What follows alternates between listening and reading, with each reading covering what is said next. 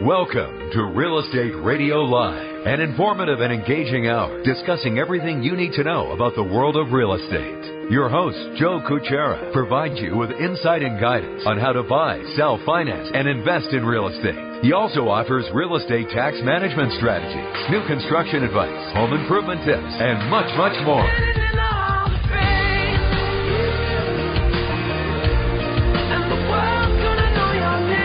And now, to guide you around the world of real estate, here's your host and Real Estate Radio Live team leader, Joe Kuchera. Welcome in. Good afternoon. Joe Kuchera with Real Estate Radio Live. Thank you so much for spending some time with us this afternoon. Before we get started and invite my guest in, just a reminder, a couple different ways you could tune in and listen to the show. There is a lot of different ways. We do that for your convenience. One is on the radio. You could tune in at KDOW 1220 a.m. We are live Monday through Friday from 3 to 4. We're the only live real estate-related show in the entire Bay Area for 5 days a week. So you could tune in on the radio. You could also tune in online. So if you're not in a radio signal, you could go online to kdow.biz and click the button that says Listen Live. You can listen to the show live during this time period. Also, we're streaming live on Facebook, so thank you for those that are following, watching the show, interacting with us. We appreciate that very much. And then lastly, make sure you download the podcast. That is for the convenience of the listener. That way you can listen to the show, follow it, and anytime at your convenience. The show is on education and information. It has not changed, and we work really hard to get good guests on, great guests, good information to help you with your decisions in and around real estate. And keep in mind, too, real estate is related to the entire kind of package of a lot of different things that happen within the confines of financing, investments, and so we like to have a lot of great guests that add some value to that. So with that said, let me invite my guest in. He is a good friend for quite a while, Mr. George Papadoyannis. He's a private wealth advisor for Ameriprise Financial Services and one of the top advisors you'll find in the entire Bay Area, if not the country. George, how are you doing today? I'm doing well, Joe. How are you? Doing great. Thanks for taking the time to join us today.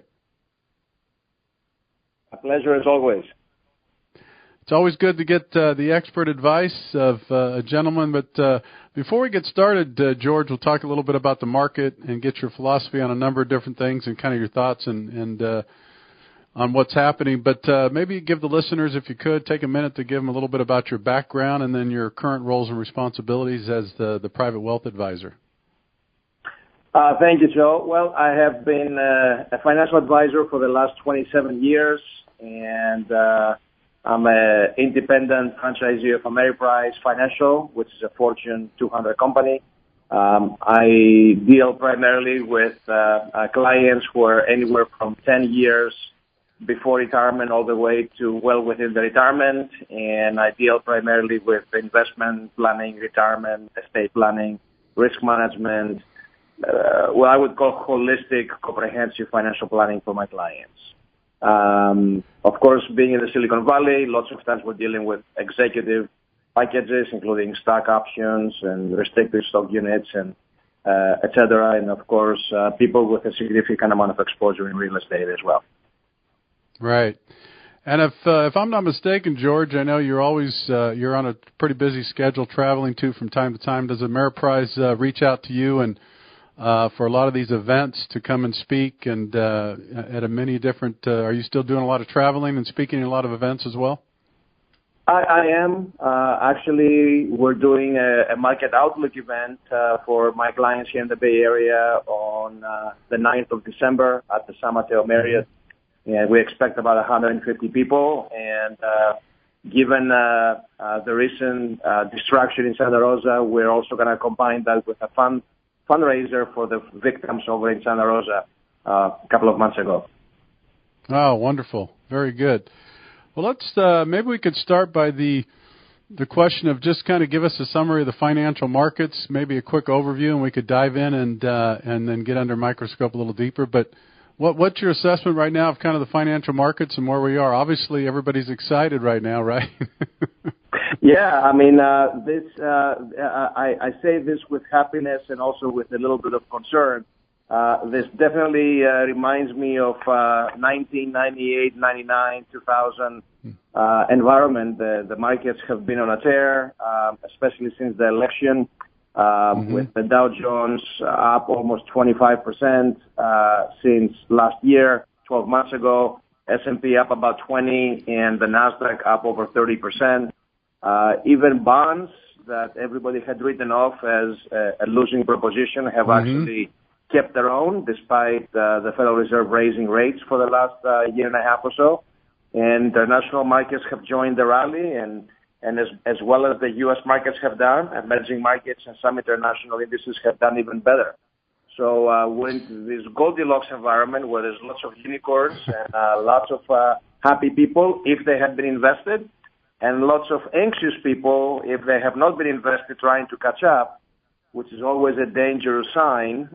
We just do not know if it's going to be dangerous next year or 3 years from now or what have you. Mr. Greenspan has spoken about irrational exuberance in 1997, but nothing bad happened until August, September of 2000. So one never knows.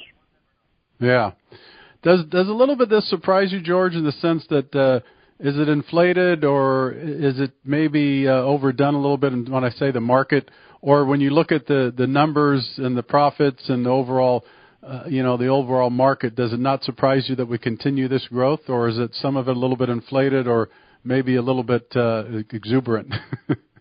Yeah, I mean, there's always two different opinions, and you can have in your show, or if you watch any of the news shows, CNBC or otherwise, you'll have a bunch of people who are like me, or even with a lot more accolades than me, that will be arguing a different angle, and they all have MBAs, PhDs, all kinds of designations, and argue the opposite opinion of their colleagues. So there's one opinion that we are in an irrational exuberance environment, and this is not going to last for long, and doomsday is around the corner. And then there's the other opinion that we're in full employment, the companies are profitable, they're making money, people are making money, there's lots of liquidity around despite the Fed raising rates lately. They were overdue in raising rates. That's actually healthy that they do that because they try to curtail, runaway inflation and too much liquidity. You have almost full employment, despite what we hear of some of the news channels that there's lots of people unemployed. Obviously, the people who are making good money are people who are well educated, and they tend to be in the high tech or services or biotech or medical industries. And that's the majority of where the wealth has been going lately. But that does not mean that there may not be pockets of extreme irrational exuberance, so to speak. When you look at the average price-earnings ratio, as what we call a PE ratio in the S&P 500, it's historically near the high levels, which means we're looking at price-earnings ratios around 17 to 18, which is in the upper levels of historical standards, but it's not 25 or 30 like it used to be back in the year 2000. So it's not extraordinarily high, but it's certainly not cheap. But of course, that's an average. There's companies who have a PE ratio which is 300 to 400 times future earnings, and some of them are out of this world. They're into infinity. And those are some of the sexy names which we all tend to know and love. And somehow, if there's too much demand and not enough supply, some of the stocks are going up. The most recent thing in the news is obviously a lot of noise about Bitcoin, which has gone up over 1,500% this year alone. And it's a mystery to many, many people with many more accolades than I have. But yet, it is what it is. So it does feel a little weird in certain areas out there, and it does feel frothy.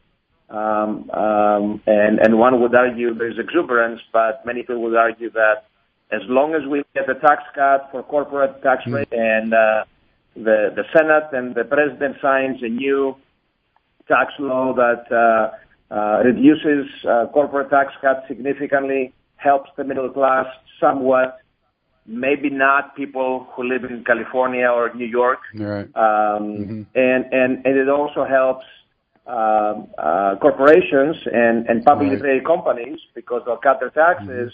And then if there's an enhancement or a motivation factor for those companies to repatriate billions of dollars from overseas to the United States, then there could be some more room for growth. But, of course, there's lots of unknowns out there. Yeah, no, good point. We have a little less than a minute for our first break. Real quick before we take that break, so do you see maybe much of the same? I mean, we're only looking at another month or so into the year, and then anything unexpected as we roll into 2018, or probably much of the same? I think it's going to be probably momentum that will drive us towards the end of the year, and then depending how and what kind of tax law gets voted in, if it gets voted in, we could see some additional follow-up and follow-through next year, or we may see the, buy on the rumors and sell on the news scenario, depending how wonderful the financial sector perceives the new tax law cuts. All right. What we're going to do is take a quick break. We have on the line for the entire hour George Papadoyannis, who is a private wealth advisor for Ameriprise Financial Services.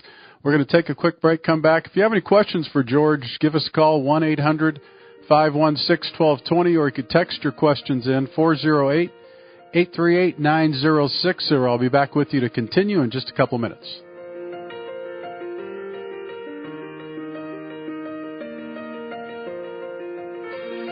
For more information on today's program, visit RERadiolive.com. That's RERadiolive.com.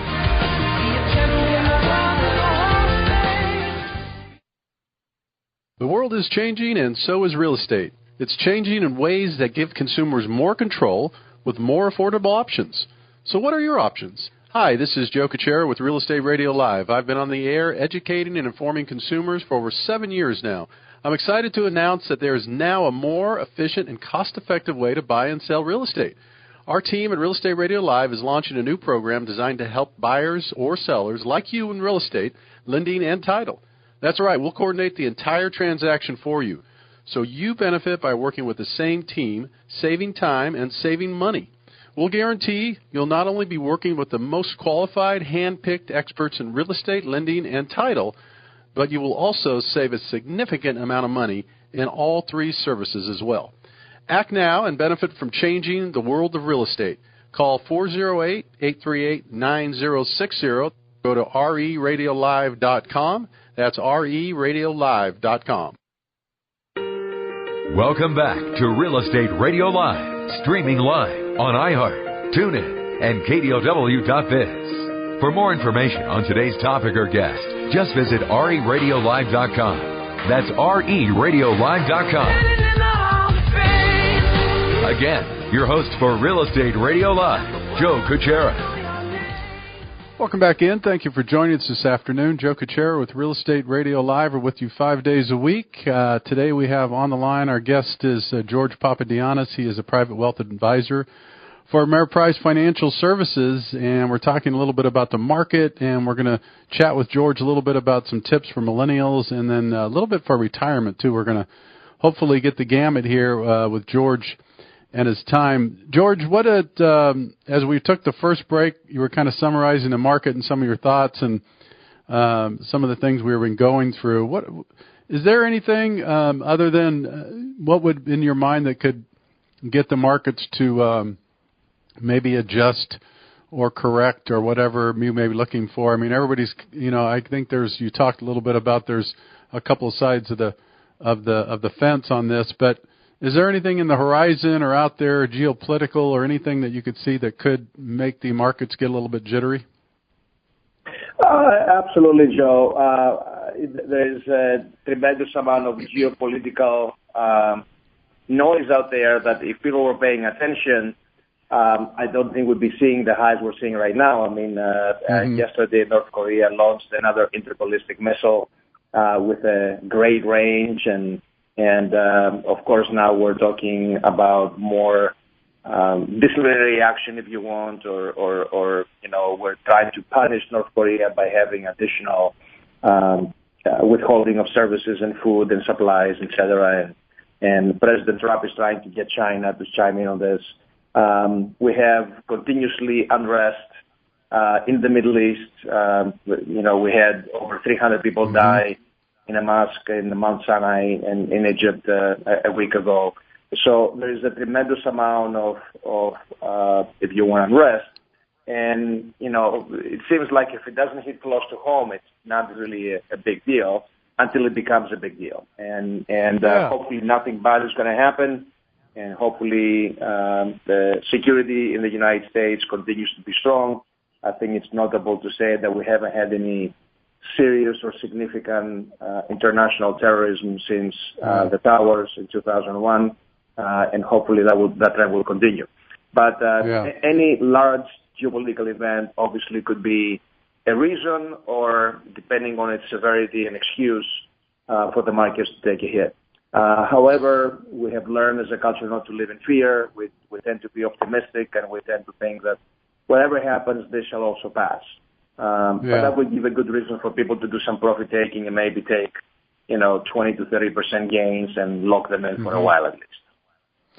That's a good point, George. What do you think? As I listen to you talk, one of the things that just came to me is that the markets seem to be a little more resilient and not so sensitive back like they were several years ago. Like the minute you'd hear anything about a potential attack anywhere abroad or this thing with Korea, it seems like almost not foolproof's not a good word, but what do you think the difference is now versus several years ago, where it seems the market would react quicker to stuff like this?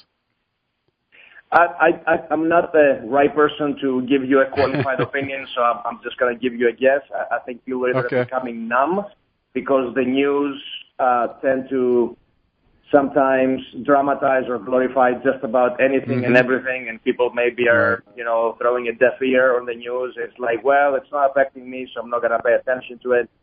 Or even if it's bad news, it's good news. For example, we had a lot of natural disasters, and you would think natural disasters, whether it was in Texas or Florida or Puerto Rico, well, that would be bad. And then you have the other side that says, well, now we need to rebuild the infrastructure. So it should be wonderful for the construction industry, the services industry, the utilities industry, the appliances industry, the furniture industry, and things will just, continue to rock and roll. So, or if there's a war somewhere, oh my God, there's a horrible war. Well, that would be good for the defense industry or the high-tech industry or the security industry.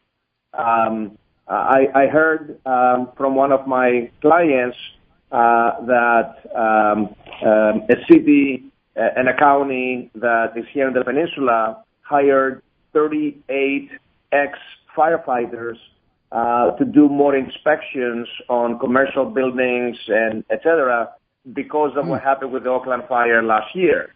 So there's more and more people being employed, and we find good reasons why we need to pay taxpayer dollars, with all the surplus that the state of California and cities and counties are getting in because business is good, employment is good, property taxes are good. And my hope is that some money is actually staying in that rainy day fund. We're not just finding reasons to continue to expand and spend monies. But everybody seems to be numb to bad news and looking at the positive. And listen, it was only 2015 that we had the nasty 3,000 point fluctuation up and down in the market, and early 2018 did not look good either. And here we are in almost 2018, and it seems to be a distant memory because the markets have gone up 7,000 points since the lows in February of 2016. Yeah. Let's switch gears a little bit, George. Let's talk about the millennials. And I know that you normally work with clients who are a little bit older, 10 years within retirement or in that range. But I know that there's a lot of talk, globally and internationally and right here at home about the millennials and the kind of effect on the economy. What kind of advice or is it the same advice you give these young kids just getting out of college, just getting started? A lot of them are laden with, educational debt coming out. What kind of advice would you give this group as you're talking to them right now as an audience? That's a very good question. And given that my children are millennials, like so many other of my clients' children, right. I have made it a point to do research. And research, this is not my opinion, research tells us that the millennials are actually a much more conservative bunch when it comes to investment for the long term than Generation X or even the baby boomer generation. The baby boomers were willing to be rebels, take risks, etc. The millennials, not so much. And of course, it depending on who you're talking to, right? I mean, if you're talking to the kids who are between age 22 and 30, they have a different attitude than people who are in their 30s and 40s. But the kids who are coming out of college and on a national basis, they tend to have a lot of debt. They seem to remember when they were teenagers and they, were beginning to maybe pay attention to what their parents were doing. They seem to remember how their parents were feeling during the bubble burst of 2000, 2002, and then the big recession in 2008, 2009, when probably their parents lost half their net worth, not once but twice, if they were fully invested in the market. And of course, unemployment and recession and, maybe somebody being unemployed for a year or two and having to struggle as a household. So a lot of those millennials are very afraid, and they don't even go close to the stock market.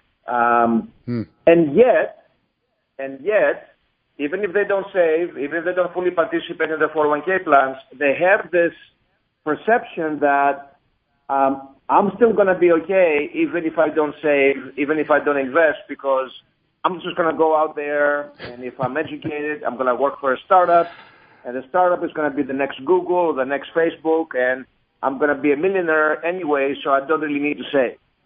So it's a very different feeling, and I believe we're doing a disservice as advisors, as parents, as industry, as educators, even in high school and college, that we don't have curriculum to help children from a young age all the way to college students and postgraduate students to be able to be financially savvy and become more financially aware about the benefits of saving, of maximizing 401k contributions. We're going to have to take a quick break. We'll be right back with George Papadoyannis. Stick with us. This is Joe Kuchera with Real Estate Radio Live. RERadiolive.com. That's RERadiolive.com. Hi, this is Joe Kuchera, host of Real Estate Radio Live and Bay Area Mortgage Planner. In addition to being your home financing expert, please remember you could always contact me for other trusted advisors such as realtors, financial planners, and CPAs. Please feel free to contact me at 408-838-9060. That's 408-838-9060, or email joe at RERadiolive.com, or visit my website at RERadiolive.com for more details.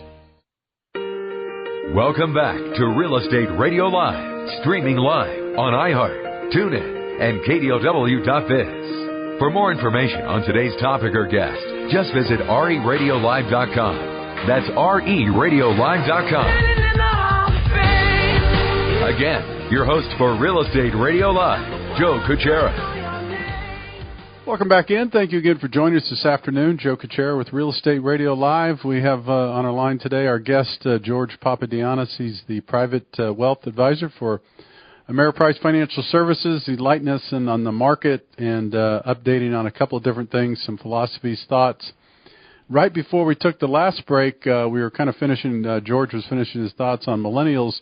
One of the things that I thought about, George, as we were taking that last break was, I got a bit of a chuckle, is I wonder if some of the sense of security from our children comes from the fact that maybe their parents did a little bit better than our parents. I know in my case that's the case.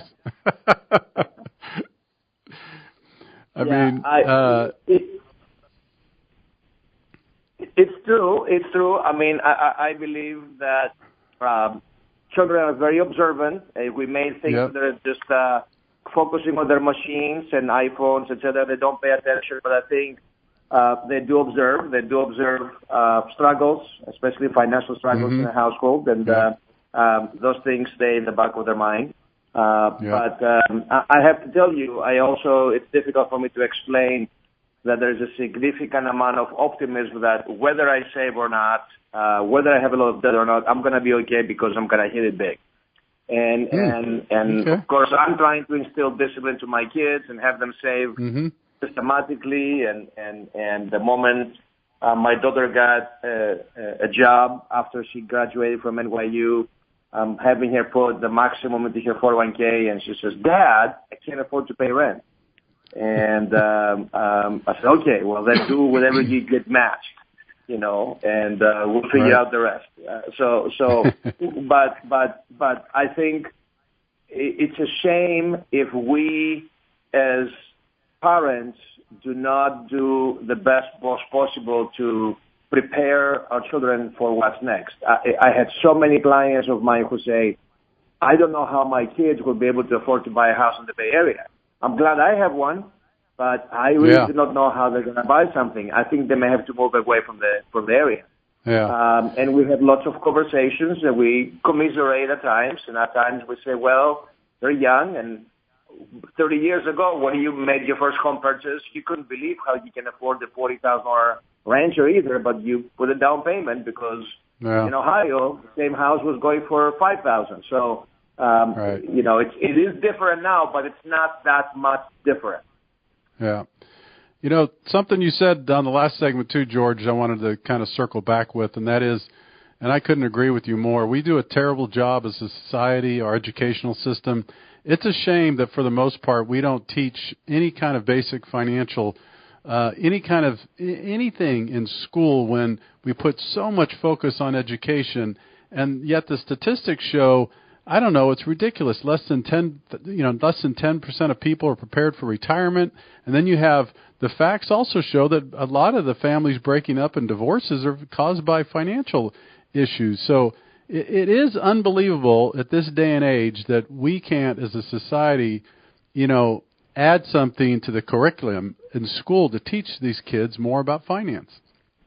I couldn't agree with you more. And you're right. The number one reason for divorce in the United States is financial based. It's not, my spouse cheated on me or anything like that. That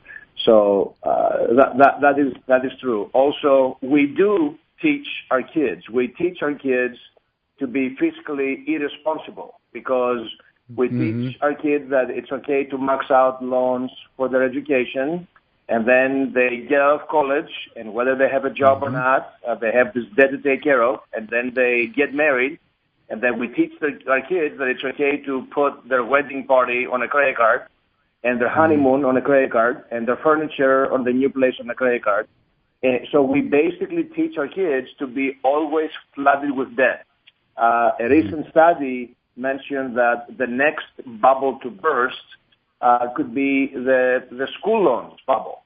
There's trillions and trillions of dollars of school loans that may or may not get paid, and that could be a reason for the next financial, bust.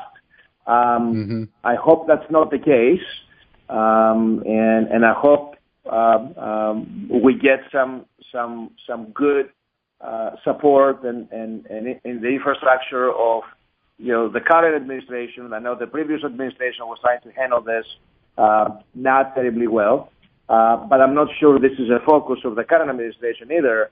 But we have another definition of too big to fail if all of a sudden people start defaulting on their school loans. The good news is employment picture is very strong right now. People coming out of college tend to be able to find jobs easier than, say, 7-8 years ago.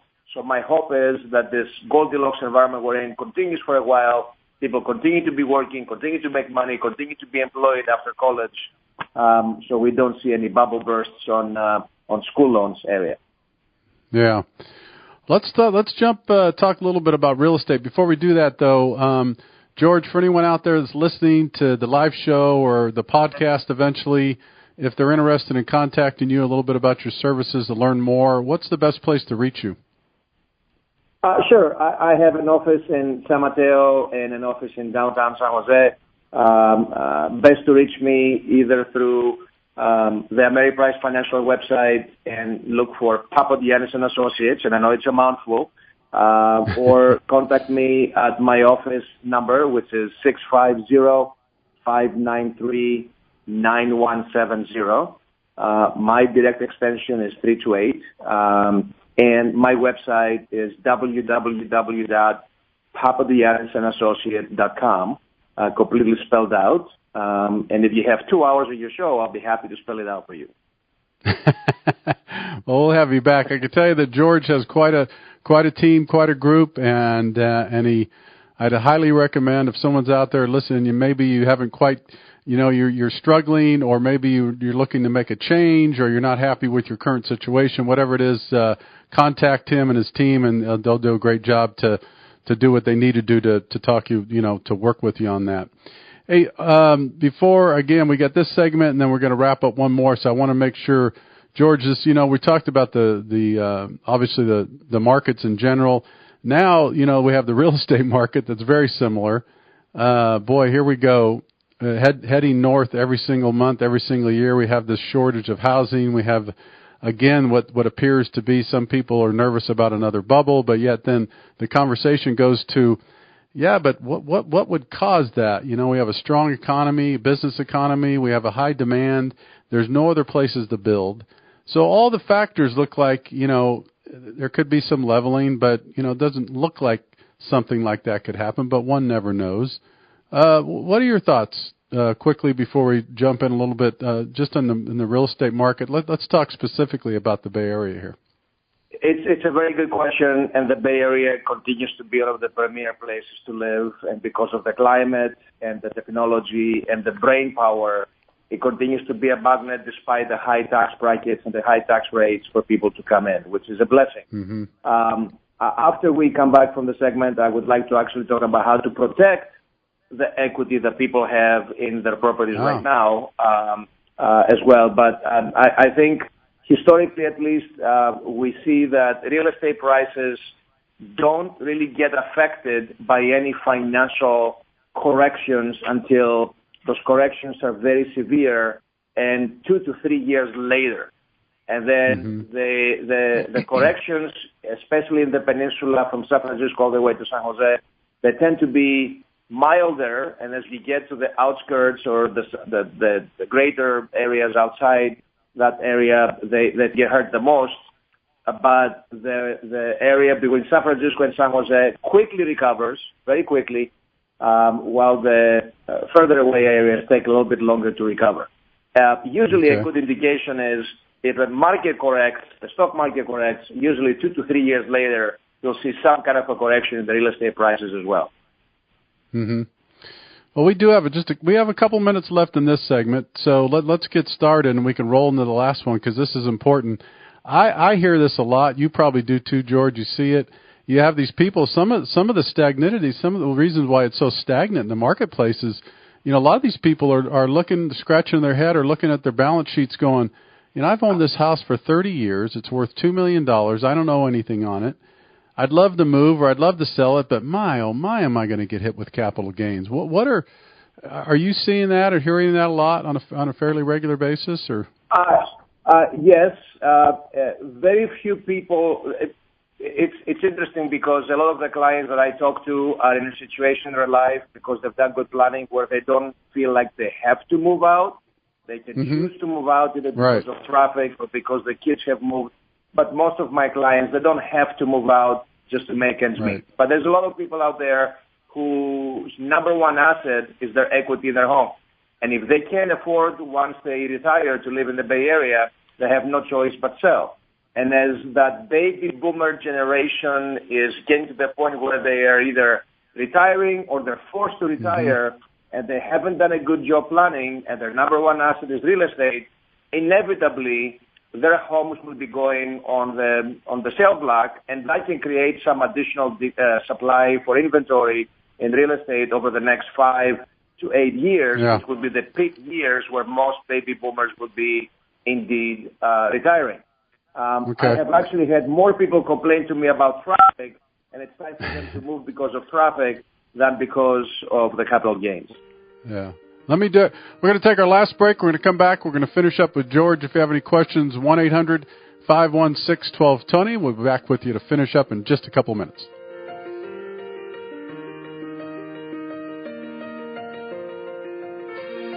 For more information on today's program, visit RERadiolive.com. That's RERadiolive.com.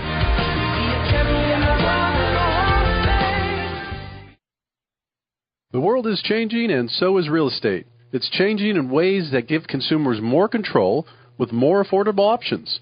So what are your options? Hi, this is Joe Kuchera with Real Estate Radio Live. I've been on the air educating and informing consumers for over 7 years now.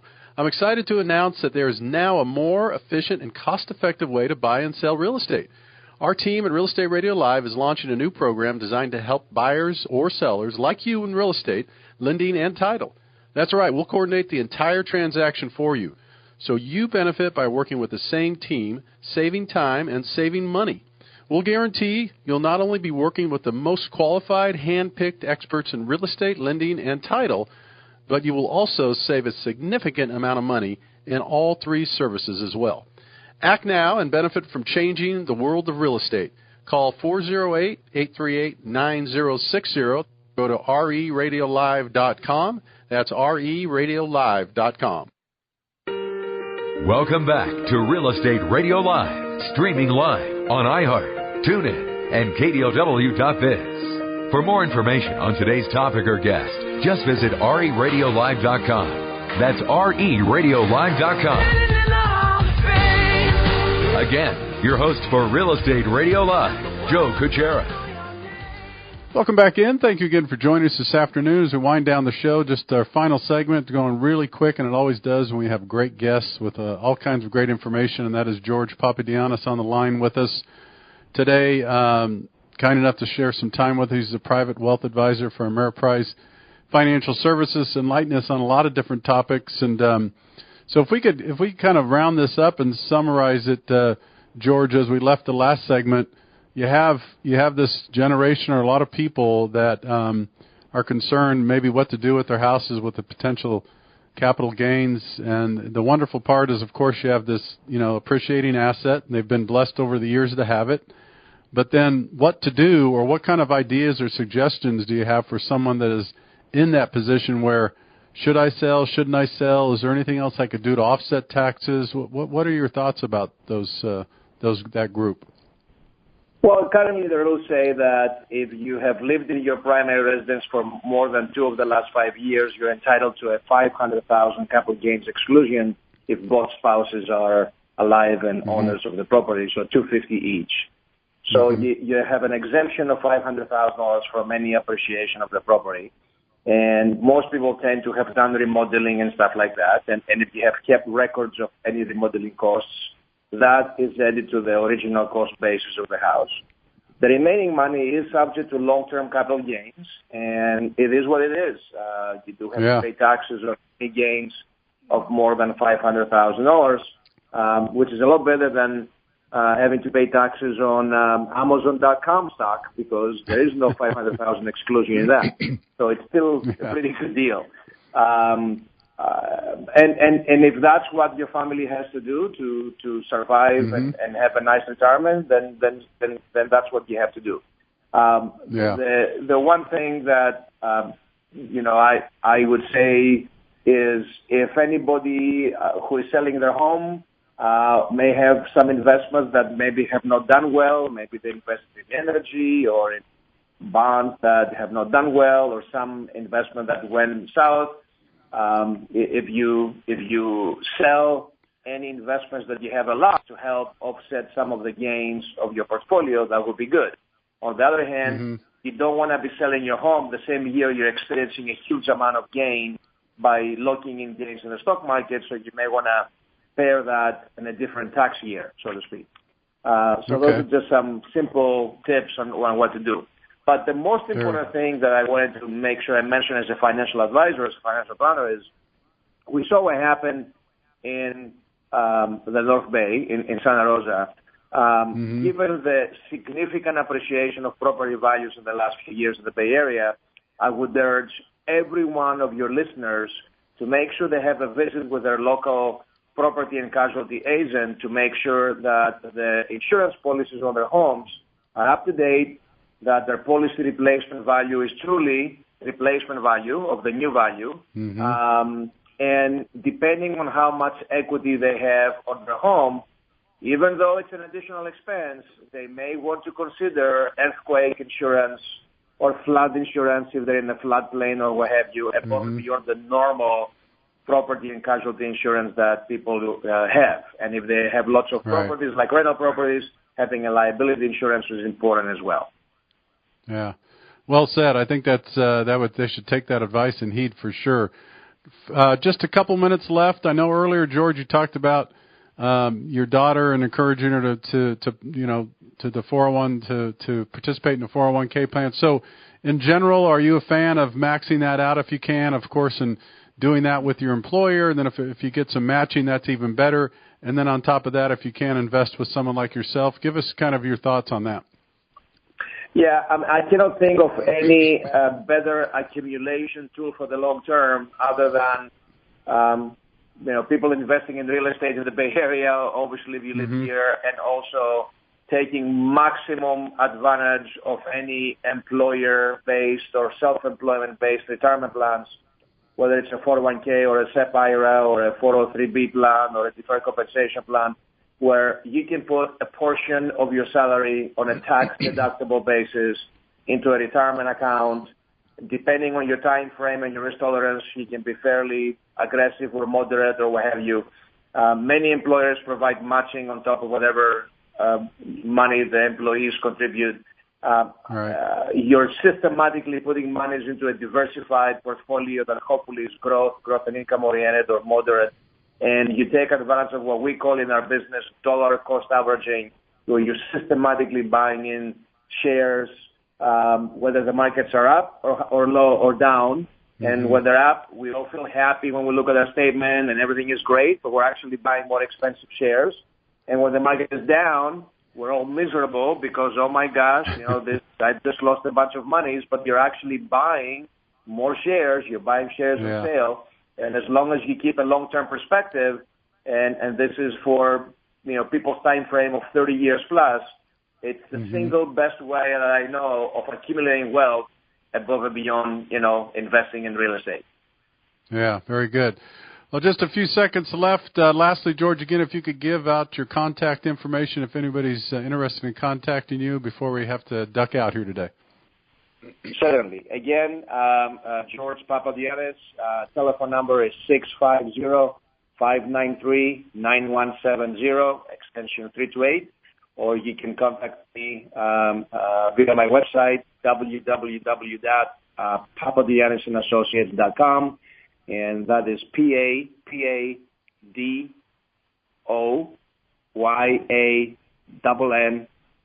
Papadoyannis and Associates. .com. Thank you. And you can't forget that.